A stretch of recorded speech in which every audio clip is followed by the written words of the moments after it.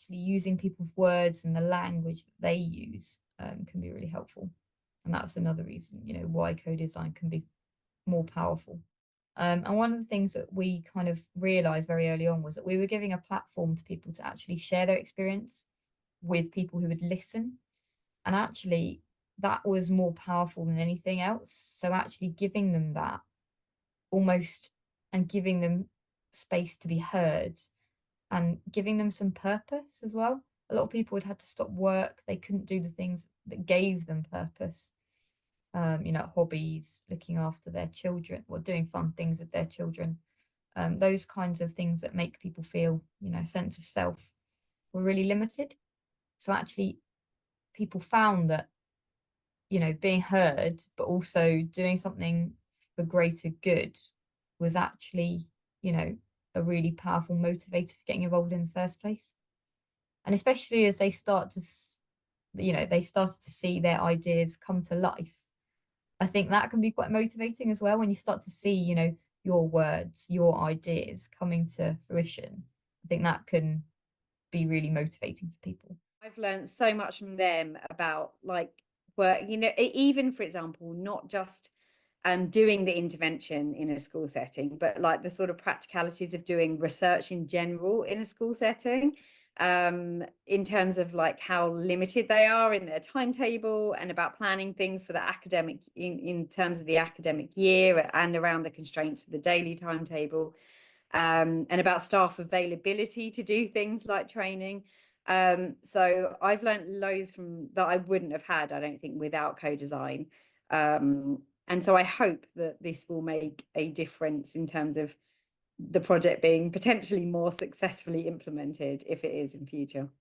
Yeah, the main benefit to me is that you have all the right people in the room together working on something that will hopefully be of benefit to all those stakeholders eventually. That you can think you're so invested in your research project and you feel like you've read all the way around it, that you have these kind of ideas, and then it takes another person with a different perspective and a lived experience to just completely change that. And it's really useful to have a different perspective and a different view, which isn't, I mean, from my perspective, clinical or academic, and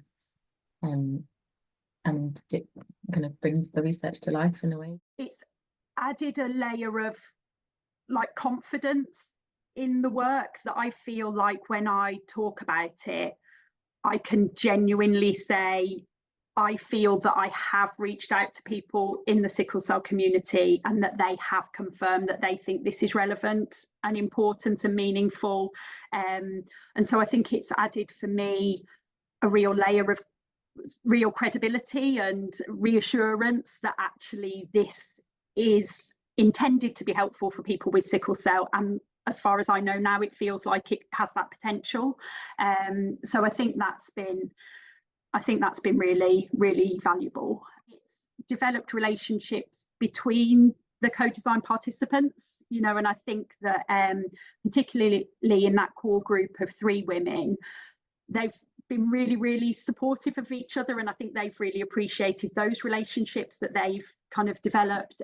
So I think that's been a real kind of side benefit of the co-design. I think that comes from like the richness of speaking to people with very different backgrounds and involving them as much as possible in every stage of a research process to make sure that the questions you're asking and the way you're going about the research, it allows for innovation. It allows for like exciting things to come out.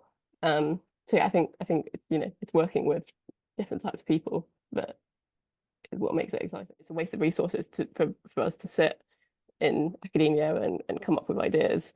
It makes so much more sense to, when there isn't already a literature, or there isn't already a big literature around what might work.